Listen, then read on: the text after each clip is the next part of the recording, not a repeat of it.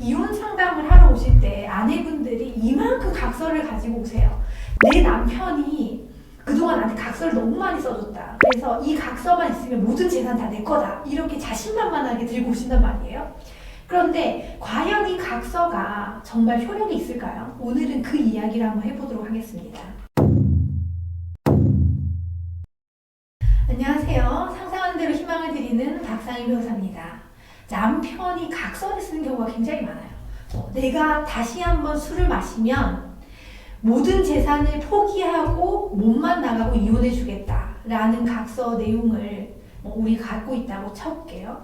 그럼 이게 과연 정말 내가 이 각서가 있으면 남편을 팬티만 입혀가지고 내보낼 수 있느냐? 이혼을 했을 때. 결론적으로 이거는 불가능합니다. 왜냐하면 각서를 쓸 때는 남편이 되게 용서를 구하는 마음, 내가 지난날의 과오를 반성하고 앞으로 이런 일을 하지 않겠다라는 그 약속 같은 거거든요. 그래서 이혼 문제가 본격화되지 않은 시점에서 부인한테 용서를 구하는 제스처의 일종으로 이걸 쓴 거예요. 그래서 법적인 효력이 없어요. 조금만 전문적으로 말씀드리면 이혼 청구권이 발생하기 전에 재산 분할 청구권을 포기할 수가 없는 거예요.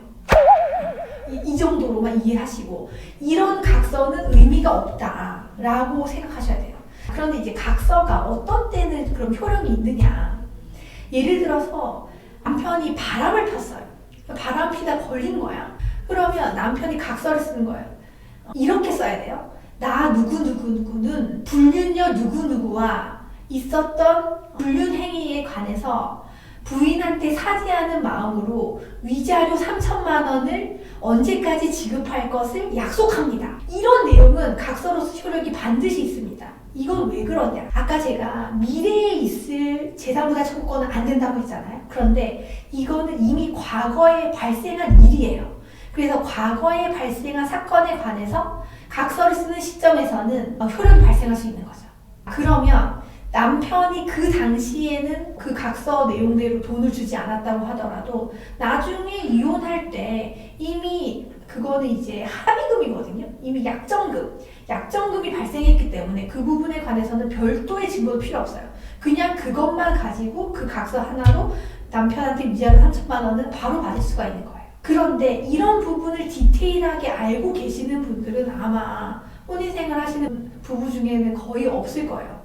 그러면 나는 지금까지 의미 없는 각서만 계속 모아왔던 거냐? 그렇진 않습니다. 왜냐하면 부부 생활을 하면서 남편의 유책, 부인의 잘못 이런 것들을 다 증거로 모으는 경우가 특히 드물거든요. 그러면 이런 각서 내용에서 내가 빚보증을 섰다, 아니면 내가 술을 너무 많이 마셨다, 내가 물건을 부수고 너한테 욕을 했다 라는 내용들이 어느 정도의 혼인 파탄 사유로서 위자료 책정의 자료는 될 수 있는 거예요. 그래서 이혼을 하더라도 내 잘못이 아니라 너의 잘못으로 이혼을 하게 됐다라는 부분을 입증할 수 있는 자료로는 충분하게 사용할 수가 있습니다. 그래서 이런 부분들을 알고 계시면 좋을 것 같네요. 자, 이거와 관련해서 질문 받겠습니다. 각서에 지장을 찍어야 하나요? 각서에 지장을 찍어야 된다. 각서는 이렇게 쓰는 게 좋습니다. 반드시 각서를 쓰는 사람이 자필로 쓰는 게 좋아요. 그러면 지장이 없어도 문제 없어요. 어차피 그 사람 글씨로 다 쓰는 거잖아요. 그리고 이제 마지막에 자기 이름만 작성을 하도록 하면 됩니다. 내가 원하는 내용으로 불러주고 도장 찍으라고 해도 괜찮나요? 그것도 괜찮아요. 그런데 남편이 막 지금 술에 너무 취해서 의식불명이에요. 내가 원하는 대로 다 썼어. 그리고 나서 남편한테 사인을 하라고 해서 남편이 막 개발색을 쓴 각서는 그건 효력이 없어요. 어느 정도 의사 능력은 있는 상태에서 각서 내용을 이해하고 읽어보고 그럼에도 불구하고 사인을 하게 되는 경우에는 그거는 효력이 있습니다. 그러니까 내가 쓰더라도. 오늘은 각서의 효력에 관해서 말씀을 드려봤고요. 오늘은 여기까지 하겠습니다.